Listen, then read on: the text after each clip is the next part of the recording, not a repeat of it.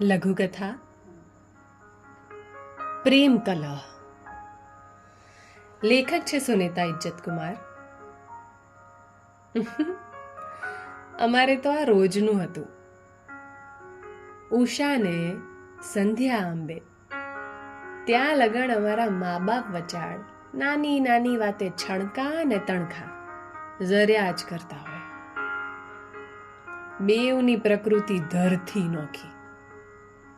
બાને સંધુઈ ટીપ ટોપ જોઈએ ને બાપુ લહેરી લાલા. ઘરમાં રહી બાપુ નિત નવા અખતરા કરી ઘરને રમણ ભમણ કરી મેલે. બા બચાડી અળસાયા વિના આખો દી અને ઉકેલતી રહે. આમ બાનો આખો દાડો ઘર, અમારા બાળકો ને વહુઓને સાચવવામાં નીકળતો. બા બાપુને ધકતી ને કહેતી, હવે તો પગ વાળીને બેસો, ધરમ ધ્યાન કરો, ચોરે જઈ હંધાઈ જોડે થોડા ગપાટા મારો. આમ બાય માણાને તો પરવારવા ન મળે, પણ તમે તો હવે પરવારો.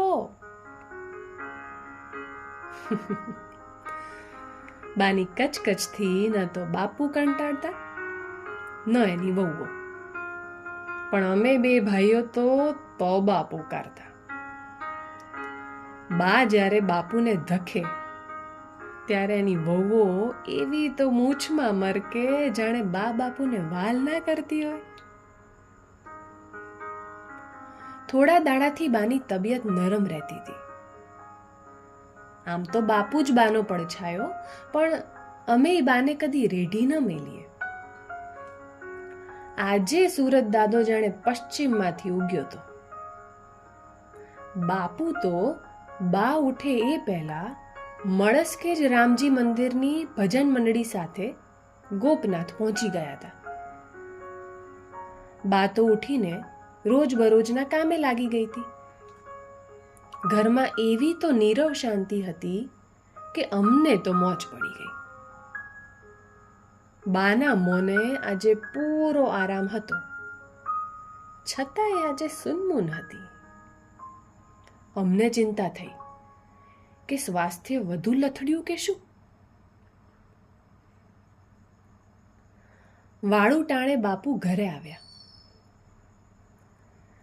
કે તરત બા મૂંગી મૂંગી સીધી લોટો લઈને નાવણીએ ઊભી રહી ગઈ. હાથ મોં ધોઈ બાપુ જેવા હળવા થયા કે તરત બા રાંધણીએ ગરમ ગરમ રોટલા જમાડવા બેસી ગઈ. બાપુ જમીને જ્યારે બાના ઓરડામાં ગયા ત્યારે એ રડમસ થઈને બાપુને કહેતી હતી, હે, તમને આવા ડાયા થવાનું કોણે કીધું તું કે આમ છે ગોપનાથ લાંબા થઈ આવ્યા? રોંઢો બોંઢો કર્યો તો કે રામ રામ? વળતે દાડે શિરામણ ટાણે બા એની વહુઓને હરખાતા હરખાતા કહેતી હતી,